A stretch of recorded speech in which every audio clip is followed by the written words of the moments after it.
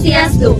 Perkenalkan, nama saya Jessica Clarita Pitaka dengan akhiran NIM 154. Saya Kadek Herawati dengan akhiran NIM 149. Saya Karin Kesia Krisilani Raho dengan akhiran NIM 123. Saya Wanda Nuralisa dengan akhiran NIM 145. Saya Nur Isma dengan akhiran NIM 160. Saya Nurlita Triasuti akhiran NIM 138. Kami dari kelompok 3, dalam video ini kami akan menjelaskan materi tentang prinsip dan sumber belajar dan pembelajaran. Tujuannya sebagai tugas proyek pembuatan video pembelajaran. Simak videonya. Terima kasih. Oke, sebelum masuk ke videonya, terlebih dahulu kita akan ice breaking. Ice breaking kali ini kita akan melatih konsentrasi. Oke, ice breakingnya seperti ini. Buka tutup, bertepuk tangan. Buka tutup, bertepuk tangan. Kita akan ulangi kedua kali tapi dengan nada yang cepat sambil menunjuk anggota tubuh. Kita akan mempraktekannya kepada kakak-kakak di depan ini. Oke. Kita mulai ya. Buka tutup, bertepuk tangan. Buka tutup, bertepuk tangan. Oke, sekarang cepat ya, konsentrasi ya. Buka tutup, bertepuk tangan. Buka tutup, bertepuk tangan. Pegang kepala. Oke, satu kali lagi. Buka tutup, bertepuk tangan. Buka tutup, bertepuk tangan. Pegang hidung.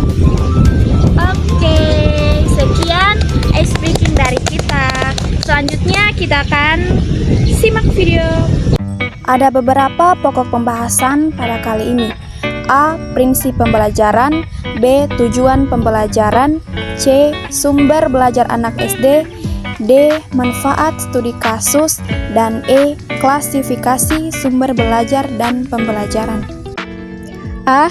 Prinsip pembelajaran. 1. Pengertian prinsip pembelajaran. Prinsip-prinsip pembelajaran adalah landasan berpikir, landasan berpijak, dengan harapan tujuan pembelajaran tercapai dan tumbuhnya proses pembelajaran yang dinamis dan terarah. 2. Prinsip-prinsip pembelajaran. Yang pertama yaitu perhatian dan motivasi. Yang kedua adalah keaktifan. Yang ketiga keterlibatan langsung. Yang keempat pengulangan. Yang kelima proses individual. Yang keenam tantangan. Dan yang ketujuh adalah balikan dan penguatan. Tujuan pembelajaran. Tujuan pembelajaran adalah deskripsi pencapaian 3 aspek kompetensi, yakni pengetahuan, keterampilan, dan sikap yang diperoleh murid dalam satu atau lebih kegiatan pembelajaran. Secara operasional, komponen tujuan pembelajaran dapat memuat 3 aspek berikut ini. 1. Kompetensi, yaitu kemampuan yang dapat didokumentasikan oleh murid atau ditunjukkan dalam bentuk produk yang menunjukkan murid telah berhasil mencapai tujuan pembelajaran. Kemudian yang kedua, konten, yaitu ilmu pengetahuan inti atau konsep utama yang perlu dipahami pada akhir satu unit pembelajaran.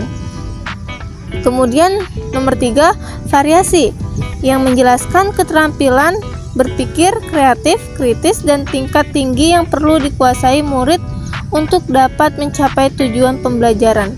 Misalnya mengevaluasi, menganalisis, memprediksi, menciptakan, dan sebagainya.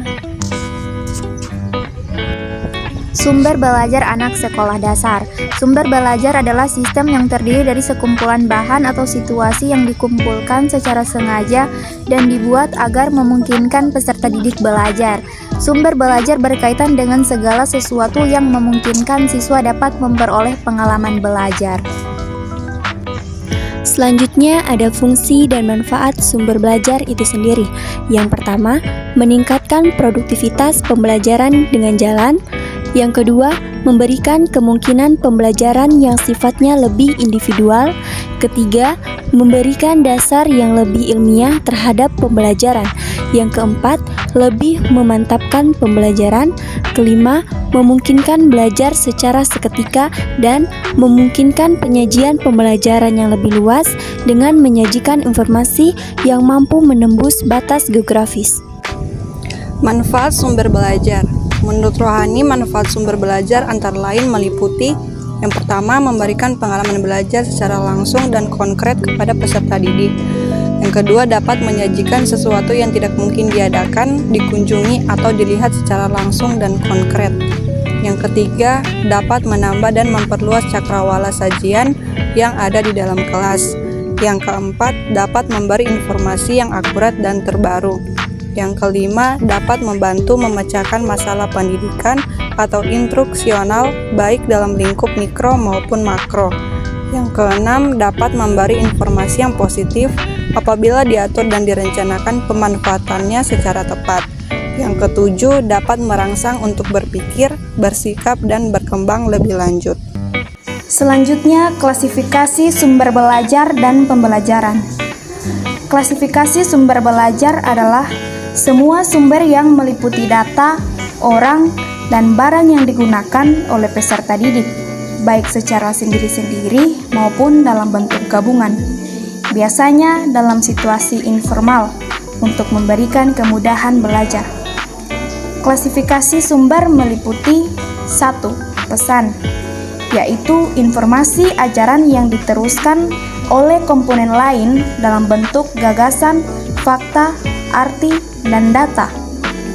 Yang kedua, orang, yakni manusia yang bertindak sebagai penyimpan, pengolah, dan penyaji pesan. Yang ketiga, bahan, yaitu perangkat lunak yang mengandung pesan untuk disajikan melalui penggunaan alat atau perangkat ataupun oleh dirinya sendiri. Yang keempat, alat, yakni sesuatu atau perangkat keras yang digunakan untuk menyampaikan pesan yang tersimpan dalam bahan. Yang kelima, teknik, yaitu prosedur atau acuan yang dipersiapkan untuk penggunaan bahan, peralatan, dan orang. Yang keenam, lingkungan, yaitu situasi atau suasana sekitar di mana pesan disampaikan, baik lingkungan fisik misalnya ruang kelas, gedung sekolah, perpustakaan. Yang ketujuh, media online. Penggunaan media online sebagai sumber belajar adalah mempergunakan internet sebagai alat bantu belajar peserta didik dalam meningkatkan pembelajaran. Sekian video pembelajaran dari kami. Kesimpulannya adalah prinsip pembelajaran adalah landasan berpikir, landasan berpijak dengan harapan tujuan pembelajaran tercapai dan tumbuhnya proses pembelajaran yang dinamis dan terarah.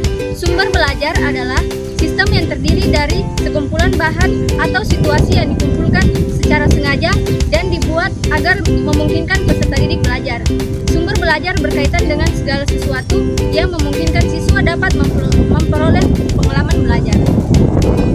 Pendidikan bukan persiapan, pendidikan adalah hidup. Peluang tidak datang begitu saja, peluang yang mencari. Sekian video pembelajaran dari kelompok kami. Semoga bermanfaat bagi kita semua. Wassalamualaikum warahmatullahi wabarakatuh. Shalom, Om Santi.